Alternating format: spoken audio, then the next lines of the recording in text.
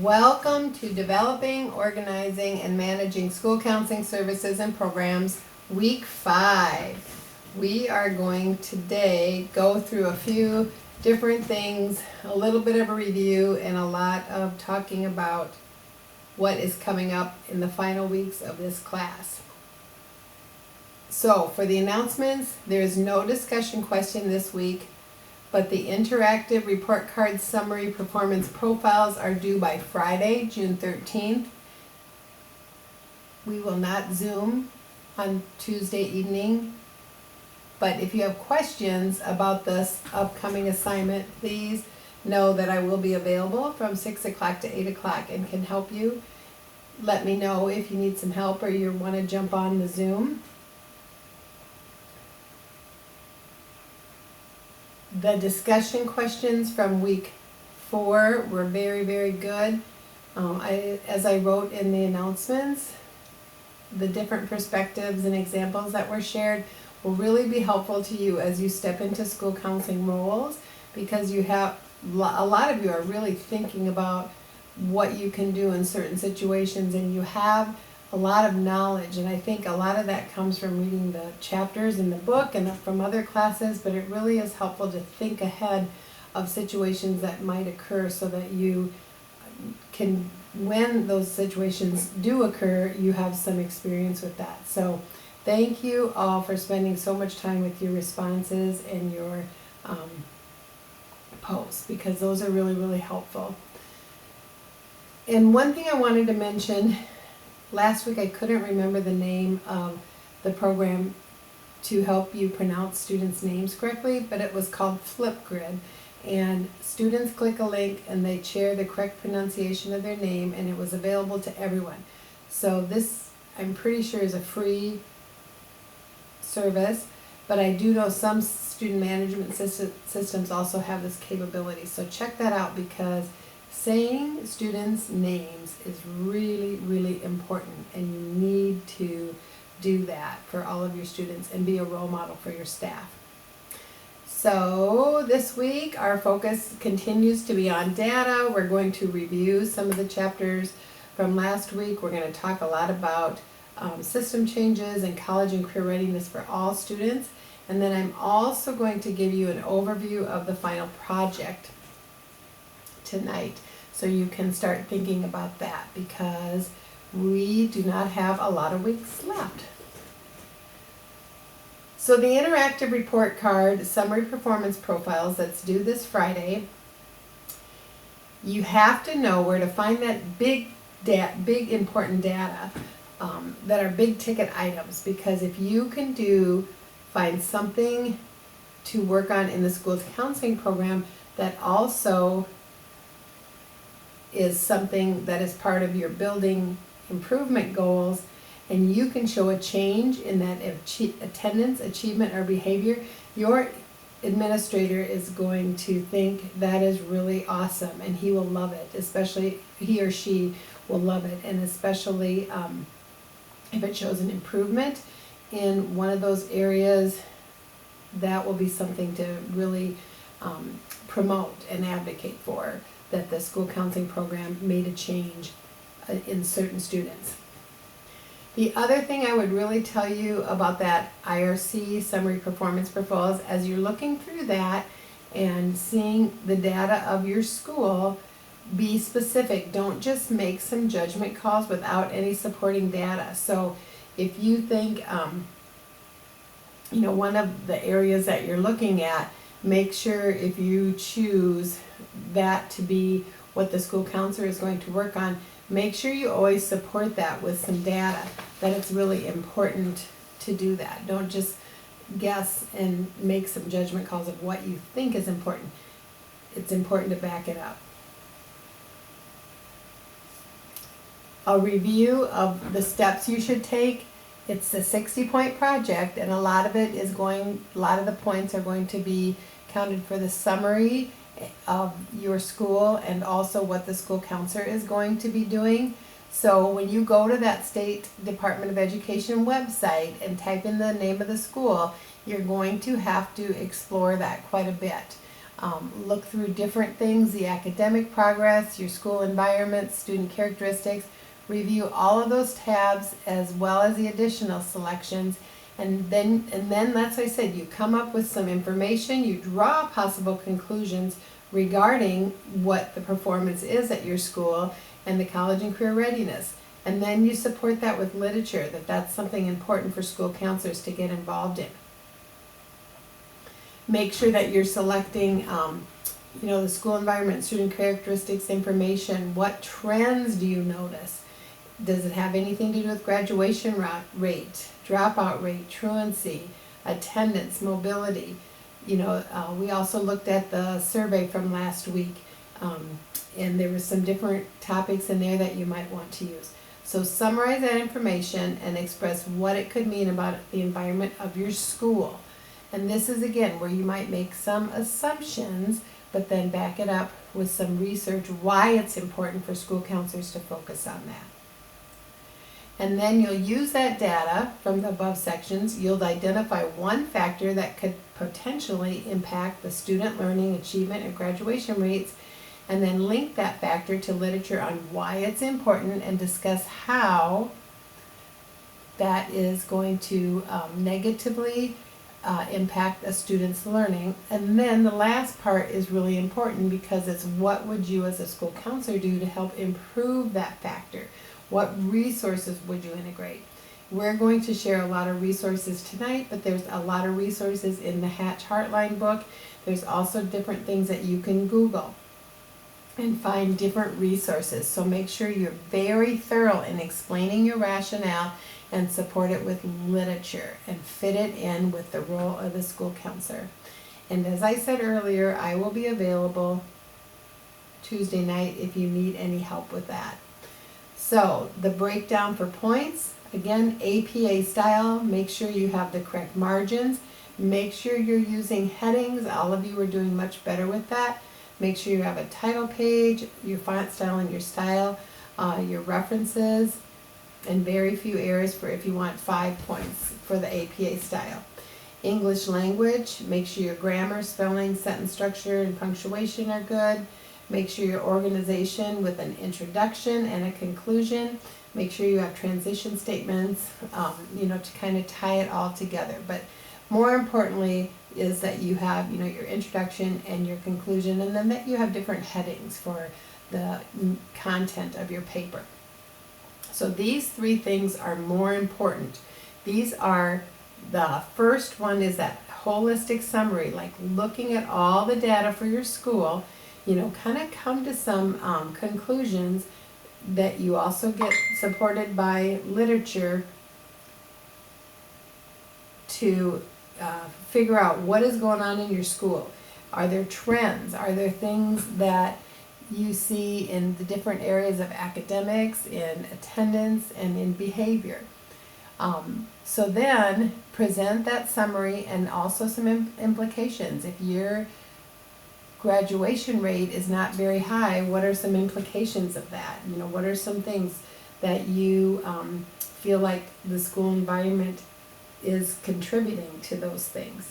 And then the last part is the really important part where you present one factor supported by literature and plan for the school counselor in mitigating what that factor is. So what is a school counselor going to do in their program to work with the school in making a plan to make it better?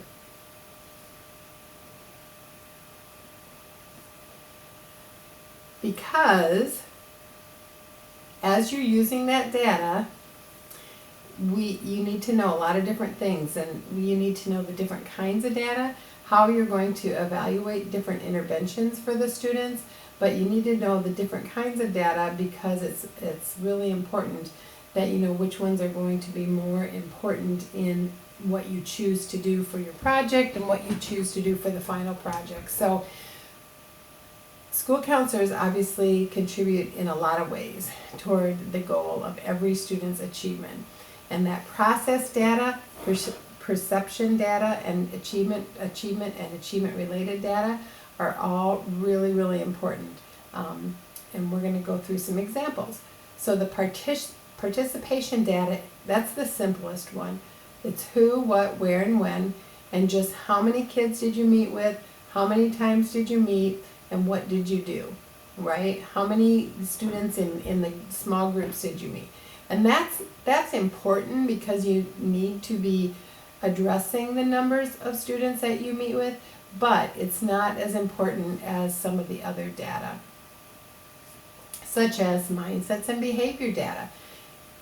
This is the data that you are going to measure the attitude, skills, and knowledge. And remember, that's really, really important because you want to do some interventions or some classroom lessons or something that is going to change a student's behavior. So make sure that the data that you look at from your mindsets and behaviors fit in with the ASCA mindsets and behaviors for student success.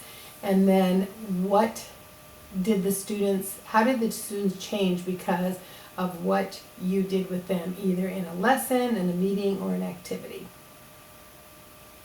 And that ASK, attitudes or skills, this is an example. So before a classroom lesson, 52% of fourth graders believed attendance was important to get good grades. After the lesson, 85% believed attendance was important to get good grades. So that's a great example of how you use that attitude, skills, and knowledge. So an example of skills, just skills, is when you use the data of how many seniors completed the FAFSA, because you give them information about what the FAFSA is, and if you don't know, I'm sure all of you do, but it's the free application for federal student aid, and Iowa has a goal that they want so many seniors in the whole state to finish that FAFSA. And so if you can set a goal and look at that the students actually did that, that is a measurement of skills data. And then that knowledge is usually when you use pre and post test data. And a lot of you mentioned that in your questions on how you would measure different things that you do in those situations, in those scenarios, was by using pre and post test data. So obviously the pre-test and post-test are different than the needs assessment. They're going to be a lot more specific. So you're going to have certain things that you're going to ask at the beginning, and then you're going to ask the same things at the end, and then see what the difference is, and hopefully there will be an improvement. And if you do a pre-test and the students get the answers all correct, obviously you don't really have to do that lesson. You can move on to something else. Your goal always is to create a behavior change, either in your attitude, in your skills, or your knowledge. So that outcome data is so important because that's the data that tells you, so what? What did you do? It's hard data. It's things that really demonstrate a difference in a student's behavior, in their attendance, in their achievement. So make sure that outcome data, you always want to make sure that you're looking at. And this will be something for your project, even to pick a topic that hopefully is something that when a school counselor can do some kind of intervention or set a goal to work with certain students, that there's going to be a difference in their behavior. And like I said, why this is important is because those activities are going to hopefully align with your school-wide goals for improvement. As I said too, when you're choosing your what you want to focus on, you need to look at your building improvement plans if you're part of a building already, and make sure that aligns with the school-wide goals, because that's going to fit in with making that administrator really, really happy if you can do something in the school counseling department that fits with that and shows improvement. But again, the outcome data is important because it shows other people what you did made a difference, and it influences your administrators, your students, your teachers, your staff, and other stakeholders what the school counseling does and why they need to continue to work on these things. This is right from the Hatch book. It's a different one than what we have, but it's a great diagram on process, perception, and outcome data, and why they're all three important. They're very, very important, but we really specifically want to work on that outcome data to make some changes with our students because of the school counseling program. And when you're looking at that data, you're always looking for those system issues. We talked a lot about that last week. You know, certain things are outside of a student's control, so is there something that is happening with a certain group of students that you can make, promote and advocate for changes so that that isn't outside of the student's control. It could be outside of the school's control.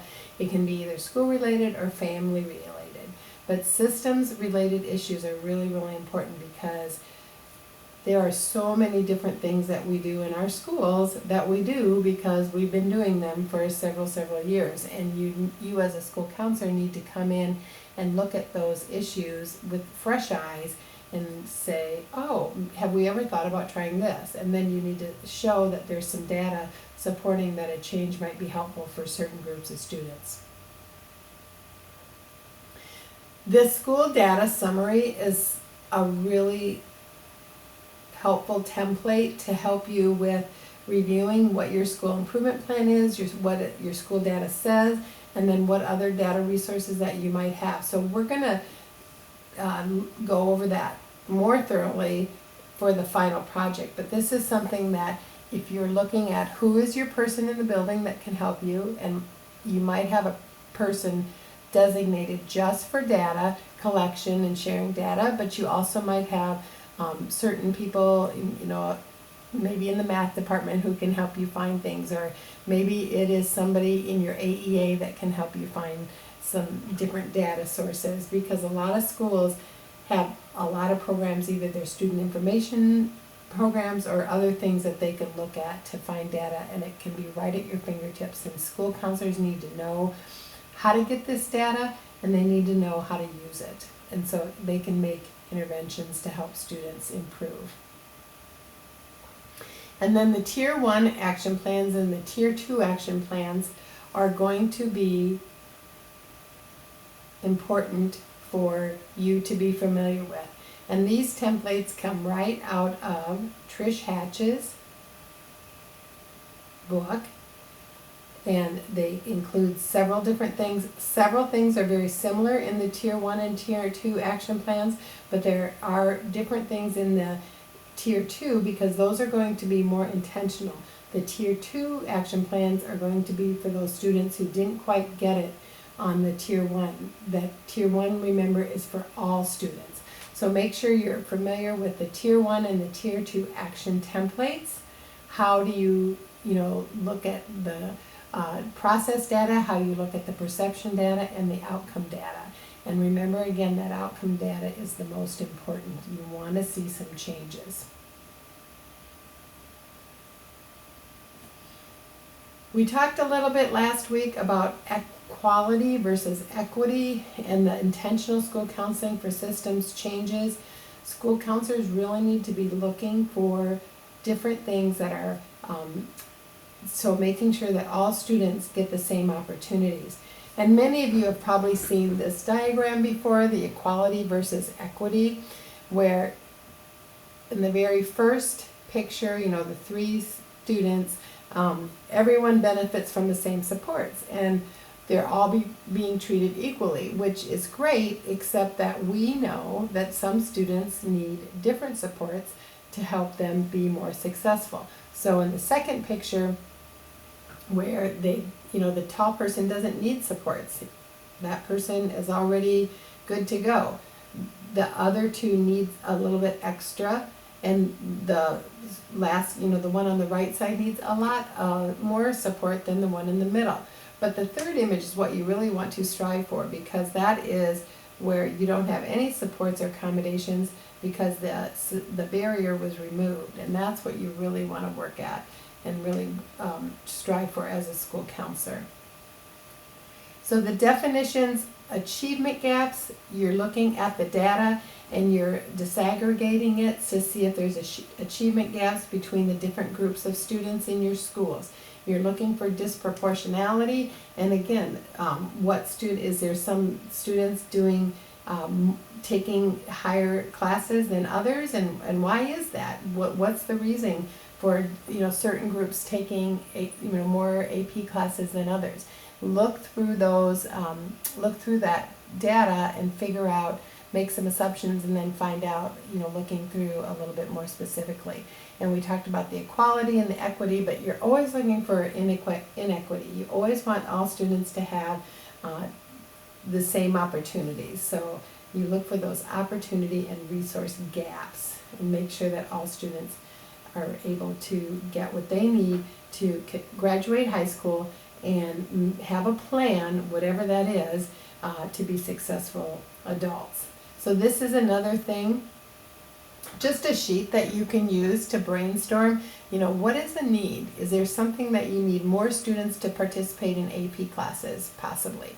And, you set up a SMART goal, you talk about what are some of the concerns. Is it prerequisites? Is it certain students aren't taking some of the prerequisites, or they're taking prerequisite classes with teachers who aren't covering some of the things, or are encouraging students to take those higher level classes. So you always want to look at the concerns as a system point of view, and then you want to find some research to back that up. And then again, look through your process data, your perception data, and your outcome data. What is the goal that you want to have to make some changes so that more students will be successful and take higher level classes?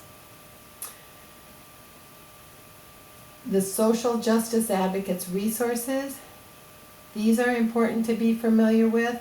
So your school counselor and equity for all students, that's right on the ASCA website. And there's lots of information, and there's ASCA position statements. But this is what you need to be familiar with so that you can be a counselor for all students and make sure all students are getting those opportunities. And in the right side, the school counselor and equity for all gives specific topics that you want to look at. So, I don't think you saw that, but it's on the links are on the PowerPoint, so you'll be able to look at those. The Education Trust, this is another website that is really helpful to you. It's got lots of data. These are resources that you can use for your projects. The Education Trust is something that is gives data, it gives up-to-date tools and things that you might want to look at for different levels of schools, and it's things that are going on around our country. And then the Harvard Implicit Bias, some of you may have already done this before, but this is a test that you take. It's not a requirement for this class, but I would highly encourage you to do this at some point, where you look through and you figure out what are your biases, because we all have them. And one of the slides last week talked about making sure you know yourself and you understand yourself and why you might have certain biases. Well, this will give you a really good idea to help you determine what are those biases and how can I not have those to be a better school counselor for all students in all groups.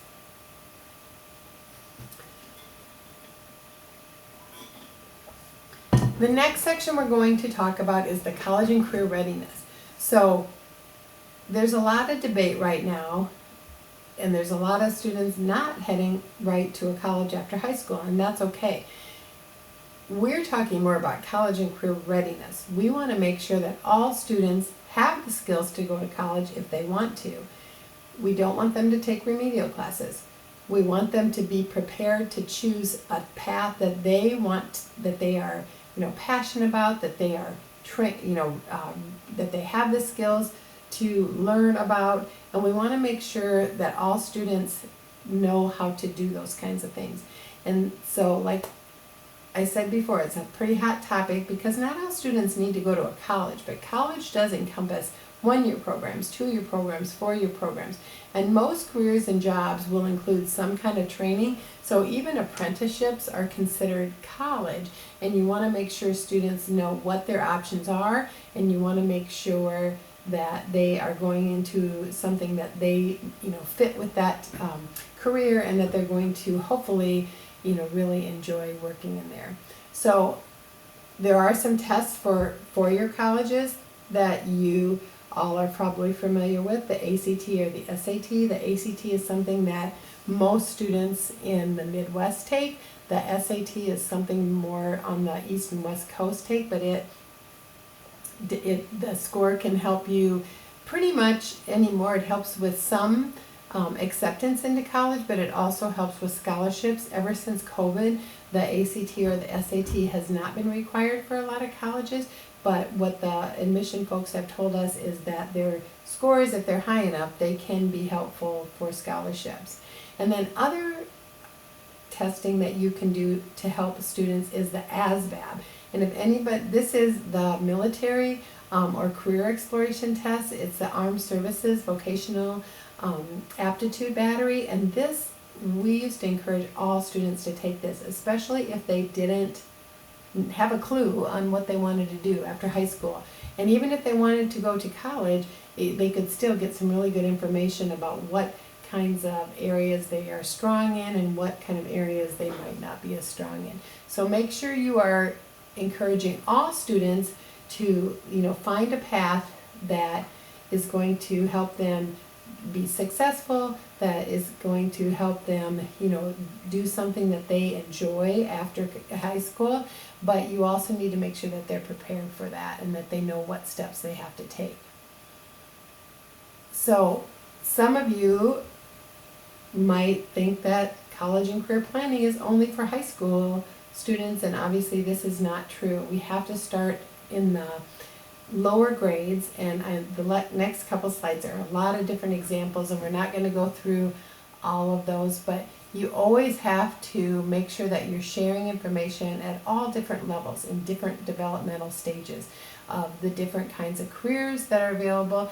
A lot of times students only know what their parents do, right? They know what their mom does, what their dad might do, or stepdad or stepmom, or what their grandparents might do, but they don't know what other careers really entail. So it's really important for the school counselor, and not just the school counselor, but for all the people in the school to be sharing information about the different kinds of careers that are available.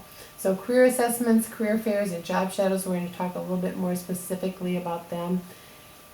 Not going to go through all of these examples, but these are all really, really good things for school counselors and school folks to do in the elementary.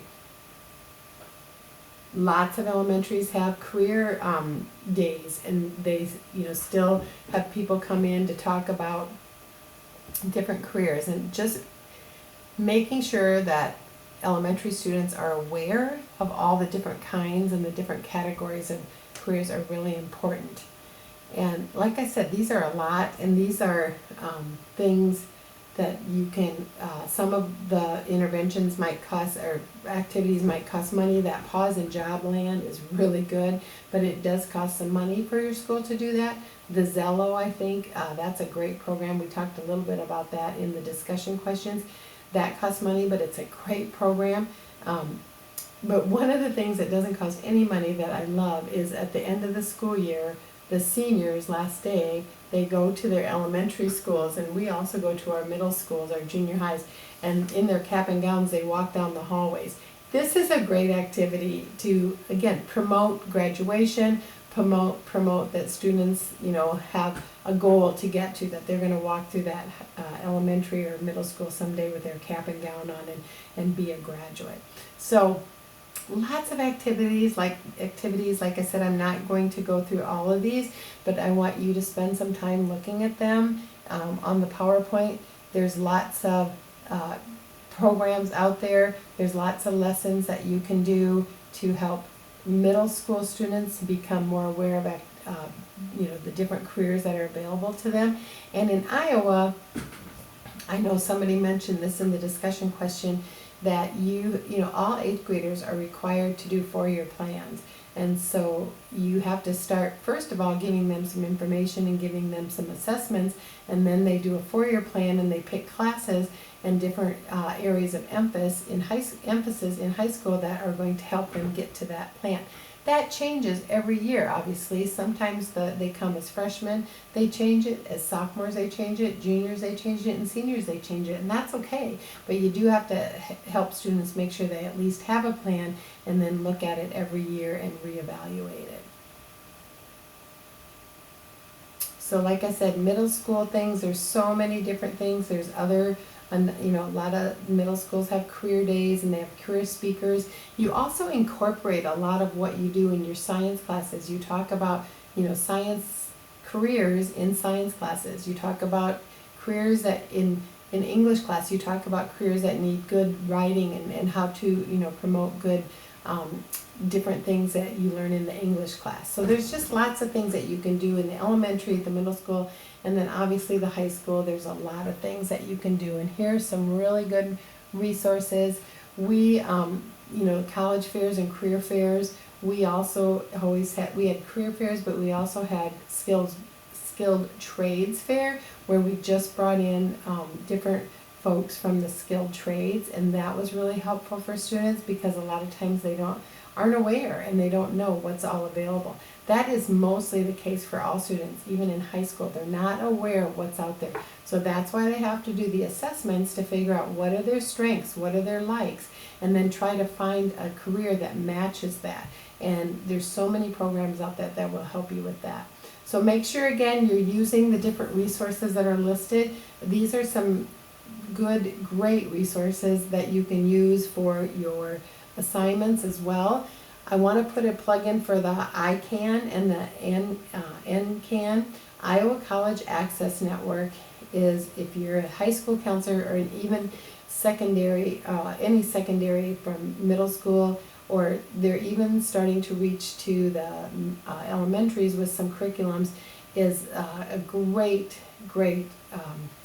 program, or they're just a great agency that helps all high schools. They come in and they do financial aid nights, they do college planning nights, they do different, lots of parent groups. They also help you with help students filling out the FAFSA. So if you're going to be in the high school, you need to make sure that you are aware of the ICANN representative in your area, because they are going to be super helpful to you, and they're free, which is just amazing.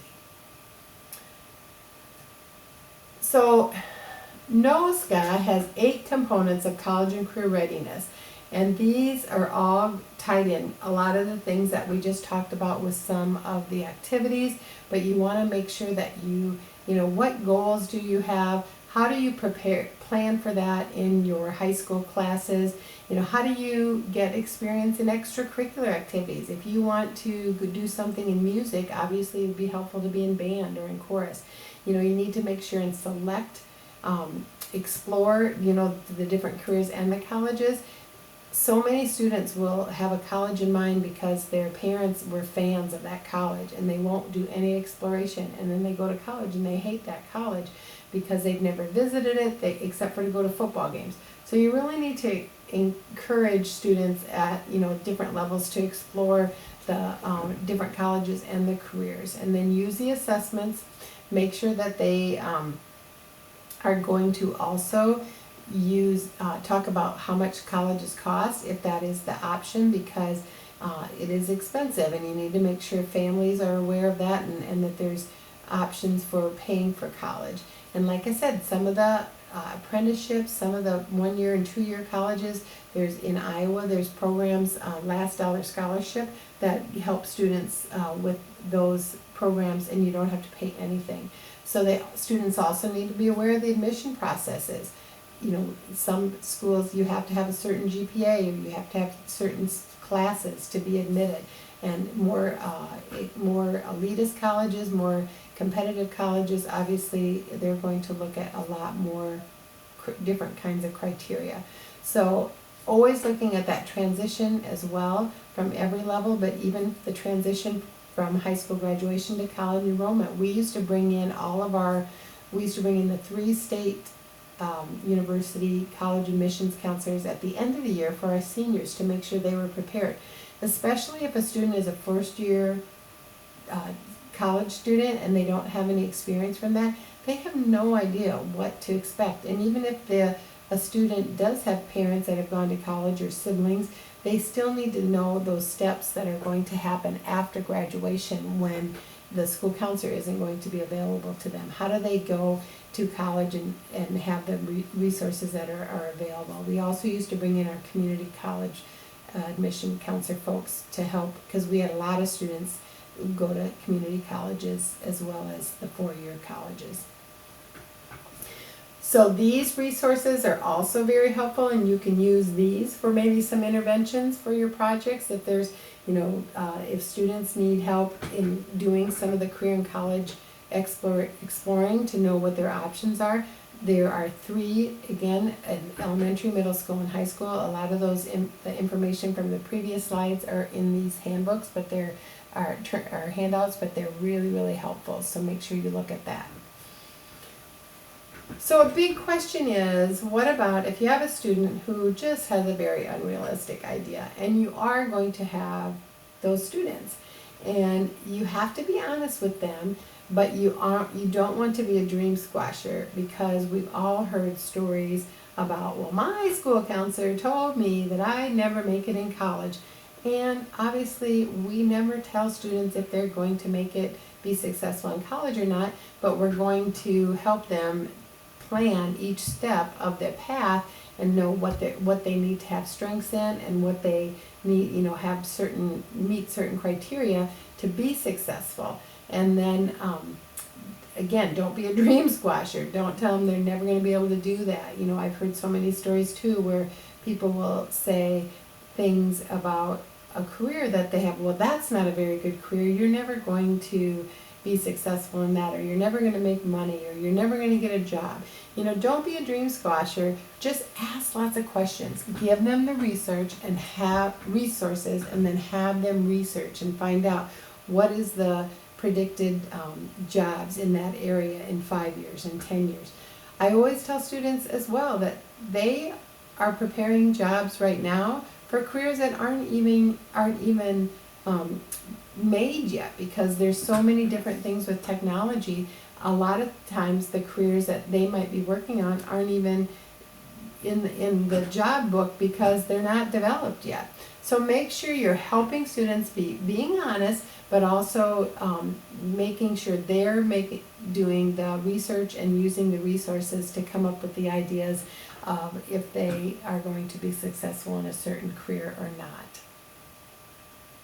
So the last couple slides we're going to go through are a review of the comprehensive ASCA developmental program proposal. I'm going to go through this a little bit quickly. It's due the week of June, that Friday, June 27th, and it is a pretty big project, I will tell you, so make sure that you are at least looking at it and being familiar with it. So next week we'll talk more specifically and hopefully give some examples. And we showed this at the very beginning of the first class that we had, is the 4 components of the national ASCA national model: the assess, the deliver, define, and manage. So what this project is going to do is give you a little bit of experience in those areas. And some of it is not going to be easy, especially if you've never been in a school, if you don't have any experience with some of the schools and the school counseling programs. But you can get help if you want from school counselors that you know. You can also look at a school that you might have. If you're working at a school, you can always talk to that school counselor. It is, it's hard to do that in the summer because a lot of times they're not available. But it is a project that is going to involve some different components. And so it's going to give you practice. I don't expect perfection on this project, because again, this is something that I'm having you do to just get some experience, to get some,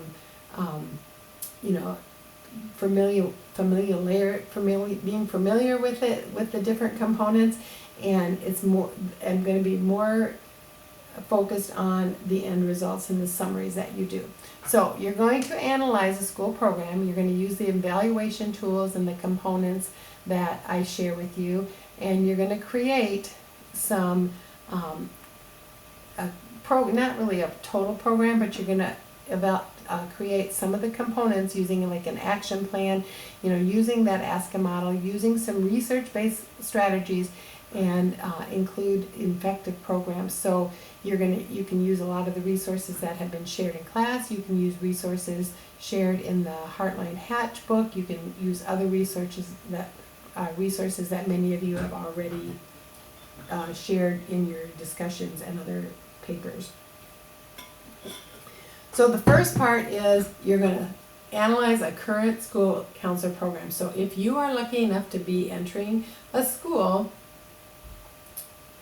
as a school counselor, or if you're doing your practicum and your internship, like I said, you could get some help if your school counselor site supervisor might want to share a little bit of information with you.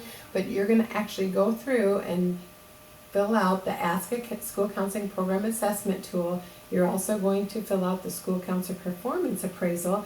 And like I said, I don't expect any of you to fill that out and have everything be on the highest marks, because I just want you to become familiar with those tools so that you know what the things are that you should be doing. So you're going to fill those tools out. You're going to include some actual forms and provide a summary of the highlights. This is what I'm looking for. I'm looking at, does your school counseling program provide some programs that are really going well? Do they provide some programs that are, or do they not provide some programs? And what is missing from the 3 tiers and the 3 domains? Remember, the 3 tiers. Tier 1 is going to be for all students. That's going to be probably your classroom guidance times and your small groups. Your tier 3, that's what I shared with you in class with the different menu of services. You want to make sure you have lots of resources in each of the 3 tiers, and you always want to make sure that you're getting academic, that you're getting career and college, and that you're getting social emotional domains. So you're going to share at least 2 strengths and at least 2 areas of improvement in that summary of your school counselor program or someone else's. But you are also going to do the performance appraisal as yourself. So 2 templates for part 1. That's the easy part. Your school counselor program assessment, your school counselor performance appraisal. Part 2 gets a little bit trickier, because you're also going to look at the information from those templates in the school counselor performance evaluation and appraisal tool, and you're going to kind of figure out, okay, so now what kind of components do I have? You need to have a rationale for your program proposal. Why do you need to have a good school counseling program? You need to consider ethical and legal considerations depending on the school you're at, but also just looking at making sure that you are ethically including all your students and your parents, making sure you're following the legalities, especially in the state of Iowa. There's some different things that have passed the legislation that you need to be careful with when you're doing, looking at your data and making sure you're not focusing. You can still focus on the different groups, but you need to be careful, I think, on how you word some of those. And then you need to look at your templates are going to be that school data summary that I shared earlier.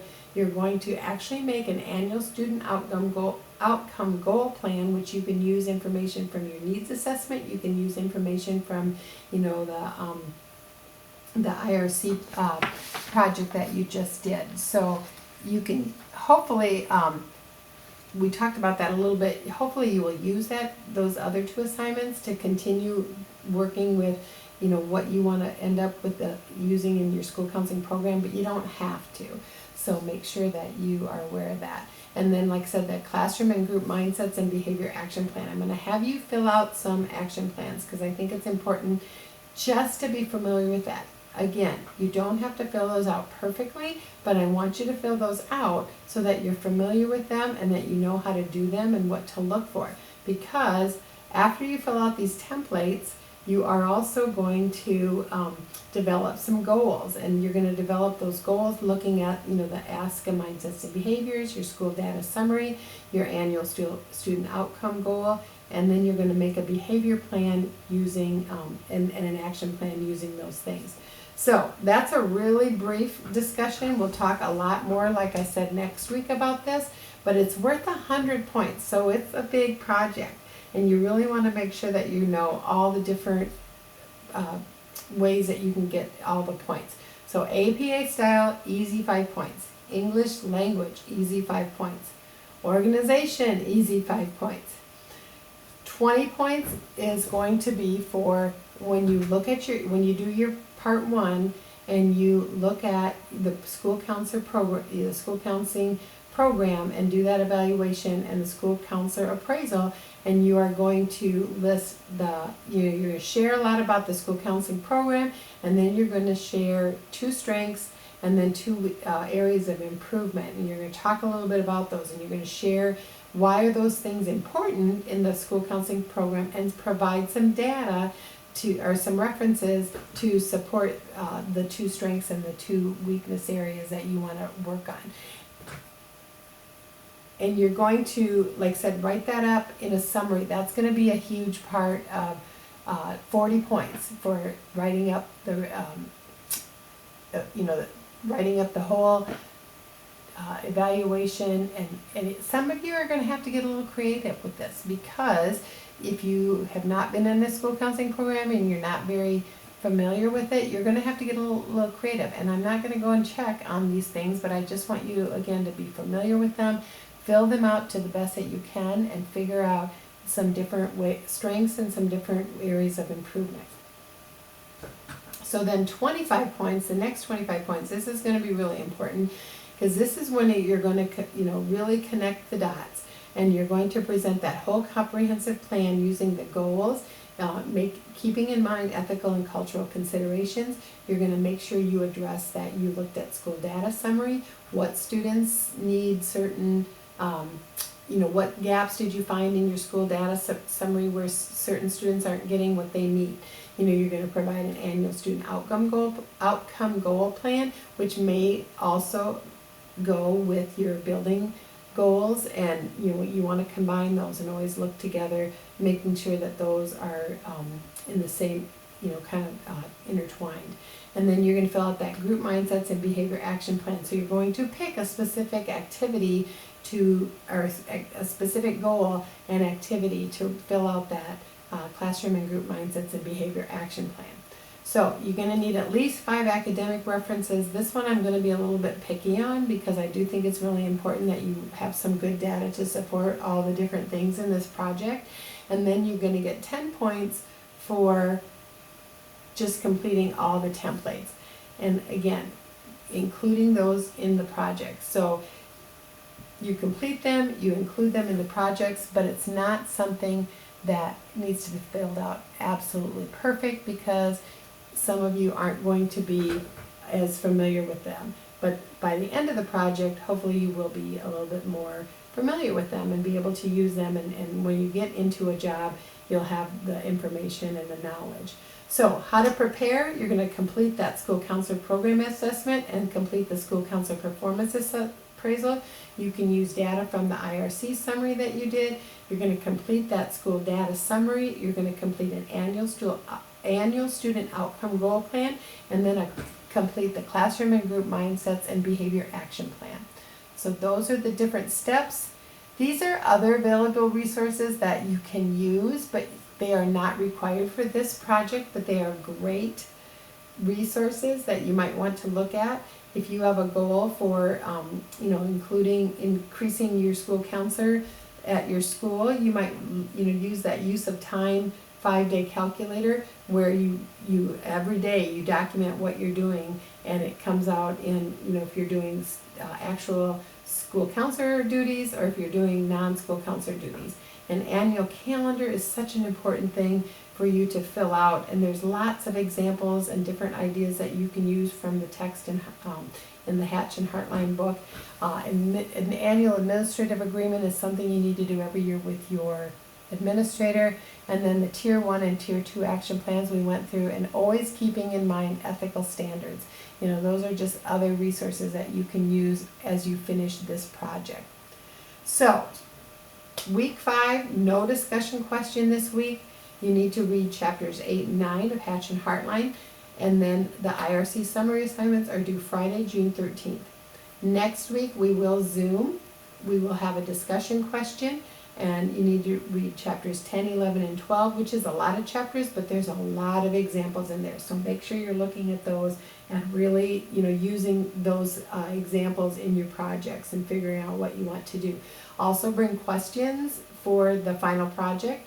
And then the crisis and suicide prevention, we're going to talk a lot about that because that's really, really important for school counselors at every level to have knowledge about, and make sure at every level, again, developmental level, you need to be giving information about how to be preventative, and then also have a crisis plan and know what to do in case something does happen in your school. Week 7, we're going to work on the ASCA Comprehensive Program Project. We are going to Zoom on June 20, that week, June 24th, and then those projects are going to be due June 27th. Week 8, we won't meet, but the final is going to be due on July 2nd, and the final is not going to be hard. It's going to be more of some questions and some things. It's also open book, and it's a lot of, just helping me kind of find out what did you like about this class and what did you not like, and giving me specific feedback, especially from what we did at the very beginning with the needs assessment.